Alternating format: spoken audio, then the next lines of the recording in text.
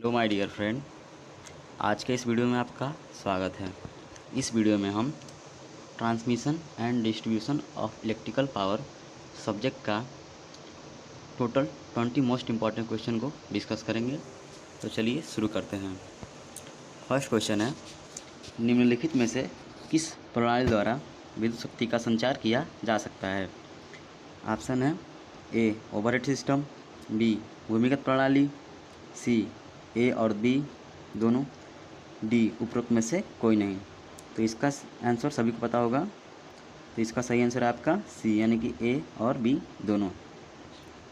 Second question देखते हैं, उपभोक्ता यानी कंज्यूमर के टर्मिनलों को वितरण से जोड़ने वाला चालक को क्या कहते हैं? तो ऑप्शन है आपका ए वितरक, बी सर्विसमैन, सी फीडर, डी उपरोक्त में से कोई।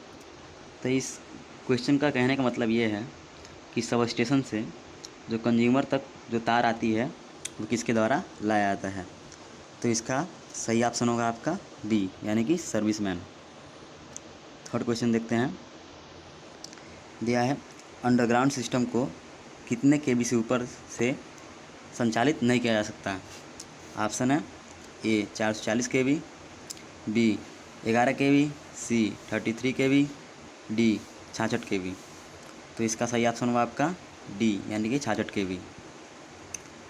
फोर्थ क्वेश्चन देखते हैं, दिया है ओवरहेड सिस्टम को कितने केवी तक के संचालन के लिए डिज़ाइन किया जाता है? ऑप्शन है ए ऑप्शन इसमें 11 केवी, बी 33 केवी, सी 66 केवी, डी 400 केवी। तो इसका जो बेस्ट ऑप्शन होगा आपका वो होगा डी, यानी कि 400 केवी। अगला क्वेश्चन देखते हैं, दिया है क्रियोसाइड तेल या किसी परीक्षक यौगिक के साथ अच्छी तरह से लगाए गए लकड़ी के खंभे का जीवन होता है? तो ऑप्शन है आपका ए 2 से 5 वर्ष तक, बी 10 से 15 वर्ष तक, सी 25 से 30 वर्ष तक, डी 60 से 70 वर्ष तक। तो इसका सही ऑप्शन होगा सी, यानी कि 25 से 30 वर्ष।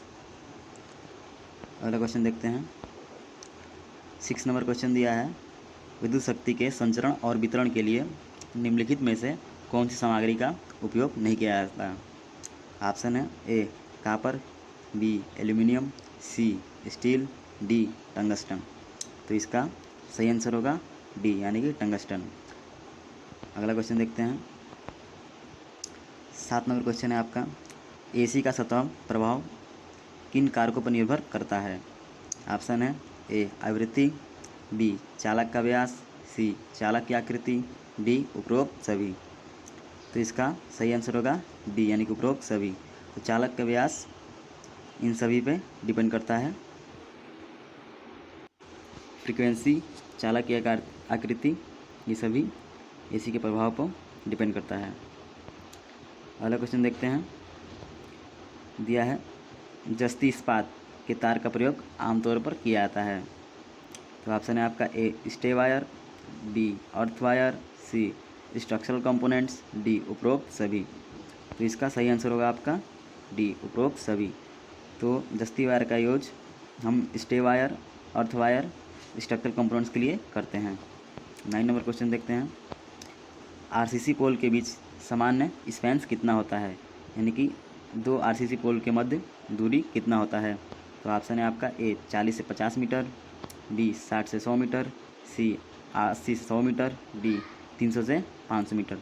तो इसका बेस्ट ऑप्शन आपका होगा सी, यानी कि 80 से 100 मीटर। अगला क्वेश्चन देखते हैं, दिया है कोरोना निम्नलिखित में से किसमें अत्यधिक प्रभावित होता है? ऑप्शन है आपका ए कंडक्टर का आकार, बी कंडक्टर की आकृति, सी कंडक्टर की सतह की स्थिति, डी उपरोक्त सभी। तो इस क्वेश्चन में आपसे पूछ रहा है कोरोना इफेक्ट डिपेंड करता है, तो इसका सही ऑप्शन होगा आपका डी, यानी कि उपरोक्त सभी। अगला क्वेश्चन देखते हैं,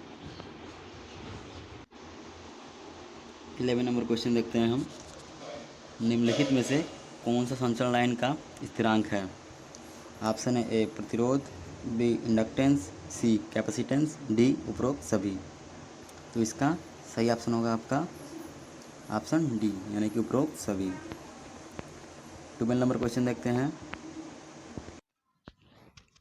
इसके बाद 12 नंबर क्वेश्चन है, 310 किलोमीटर लाइन को माना जाता है। ऑप्शन है आपका ए लंबी लाइन, बी एक मीडियम लाइन, सी एक छोटी लाइन, डी उपरोक्त में से कोई नहीं। तो इसका सही ऑप्शन होगा आपका ए, यानी कि एक लंबी लाइन।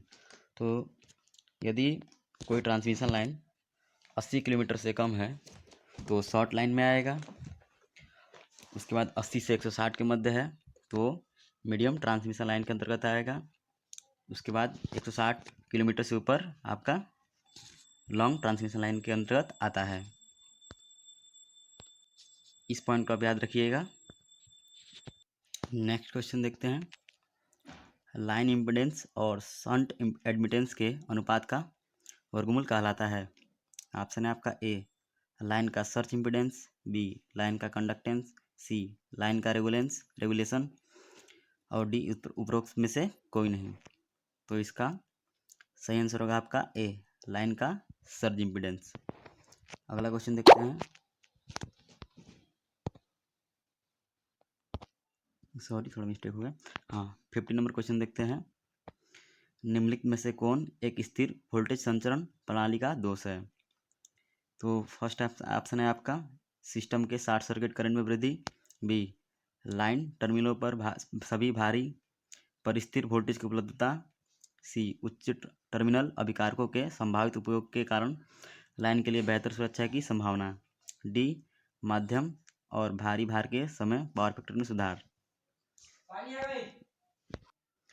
तो इस क्वेश्चन का अर्थ यह है कि कांस्टेंट वोल्टेज ट्रांसमिशन लाइन का मेन जो दोष है वो क्या होता है। तो इसका सही ऑप्शन आपका होगा ए सिस्टम के शॉर्ट सर्किट करंट में वृद्धि। तो अगला क्वेश्चन देखते हैं, ऑप्शन है आपका क्वेश्चन है आपका लो वोल्टेज केबल्स का ऑपरेटिंग वोल्टेज का मान कितने केवी तक होता है। इसमें दिया है 1.1 केवी, बी 3.3 केवी, सी 6.6 केवी, डी 11 केवी। तो लो वोल्टेज केबल्स का ऑपरेटिंग वोल्टेज आपका होता है वो आपका होता है 1.1 केवी। अगला क्वेश्चन देखते हैं, 17 नंबर क्वेश्चन है, हाई वोल्टेज केबल्स का ऑपरेटिंग वोल्टेज का मान कितना होता है। इसमें ऑप्शन है ए 1.1 केवी, बी 3.3 केवी, सी 6.6 केवी, डी 11 केवी। तो इसका सही आंसर आपका होगा डी यानी कि 11 केवी। तो हाई वोल्टेज केबल्स जो होते हैं वो 11 केवी के अंतर्गत में आते हैं। 80 नंबर क्वेश्चन देखते हैं, दिया है सुपर टेंशन केबल्स का ऑपरेटिंग वोल्टेज का मान कितने केवी तक होता है। ऑप्शन है आपका ए 3.3 केवी, बी 6.6 केवी, सी 11 केवी, डी 33 केवी। तो सुपर टेंशन केबल्स जो आपके होते हैं वो 33 केवी के अंतर्गत में आते हैं। 90 नंबर क्वेश्चन है, एक्स्ट्रा हाई टेंशन केबल्स का ऑपरेटिंग वोल्टेज का मान कितना केवी तक होता है। जिसमें ऑप्शन है आपका ए 6.6 केवी, बी 11 केवी, सी 33 केवी, डी 66 केवी। तो इसका आंसर आपका होगा डी यानी कि 66 केवी। इसके बाद 20 नंबर क्वेश्चन है आपका, भूमिगत केबल बिछाने के लिए निम्नलिखित में से किस विधि का उपयोग किया जाता है। ऑप्शन है आपका ए डायरेक्ट लेइंग, बी ड्रा इन सिस्टम, सी ठोस प्रणाली, डी उपरोक्त सभी। तो इसका जो सही आंसर होगा आपका डी यानी कि भूमिगत केबल बिछाने के लिए इन सभी विधियों का उपयोग किया जाता है। तो यहाँ पर हम लोगों ने 20 क्वेश्चन को कंप्लीट कर लिया है। इसके बाद अगले वीडियो में हम लोग इसके बाद वाला क्वेश्चन लेके आएंगे। तो यदि आपको ये वीडियो अच्छा लगा तो प्लीज़ इसे लाइक शेयर और सब्सक्राइब करें। Thank you so much for watching this video.